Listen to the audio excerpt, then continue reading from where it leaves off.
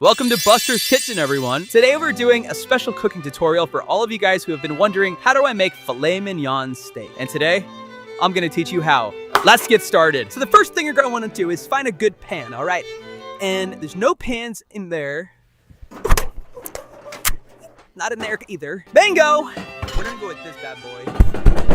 This guy's gonna be our secret weapon for this. A little ASMR for you guys.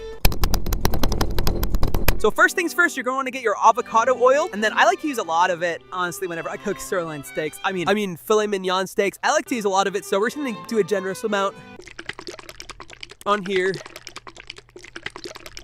Like a really generous amount. And this is gonna be what we're gonna be seasoning the meat on, okay? So a little note here, I wouldn't use this unless you were a trained professional like myself. So don't try this at home. And let's get started. So this is a technique that I like to call slicing the clouds. All right, so, oh, look at these juicy steaks right here. Let's wash our hands. Everyone always wash your hands first. Then we're gonna plop down our first steak right here. Then we're gonna plop down our first steak. And we're gonna apply a generous amount of salt to this bad boy. It's pretty generous if you ask me. This is gonna be a salty steak. If you have diabetes, click off this video now. Wait, it's all good for you if you have diabetes? I don't know, I was born 6 days ago. That looks like a soft pretzel or something, I don't know. You're gonna do the same thing you did with that salt, but with the...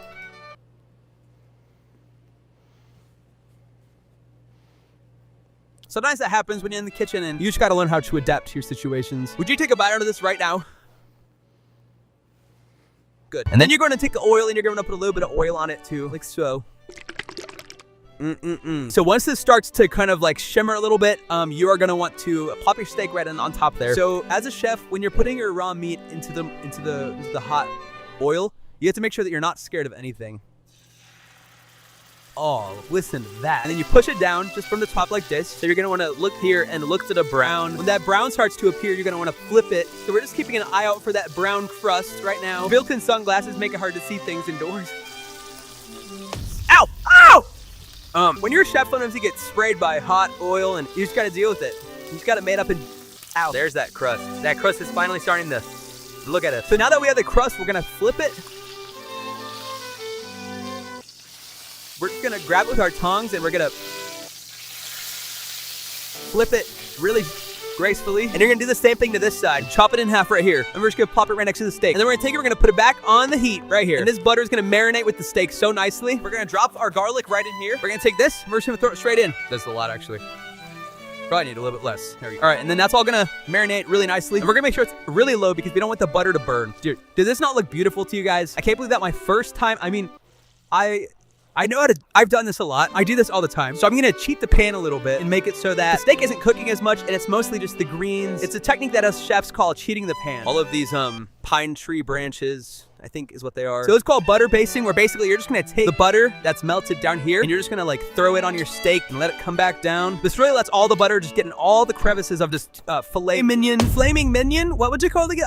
Okay, so the final step, you're gonna make it look really nice. All right, so we're gonna take our steak, and Gordon Ramsay taught me this actually. You're gonna wanna plop your steak right in the middle, right here, right? Well, first you're just gonna plop this bad boy right on top, and then you're gonna take all this rosemary, and you're gonna set it on top of here like so. So you're just gonna let everything sit like that, and then what you're gonna do is you're gonna take the excess of this, pour it on top, and this will just let everything be nice and covered and coated in very rich flavor. Let all the flavors mix, and then we're gonna plate it up, and we're gonna, we're gonna try it. I'm excited to try it. Now it's time for the chop test, where we slice it open and we see if we cooked it right. All right, I'm really nervous. Here we go. I'm scared. So unfortunately, it's a bit pink in the middle. It's a bit rare, so we're gonna throw it back in here for just a couple more seconds and see if we can't fix it. So guys, look at this amazing, beautiful platter of steak we have right here. And the final thing we have left to do is just take a bite. All right, here we go. Let's take a bite. And how am I gonna do this? Go, look away, look away.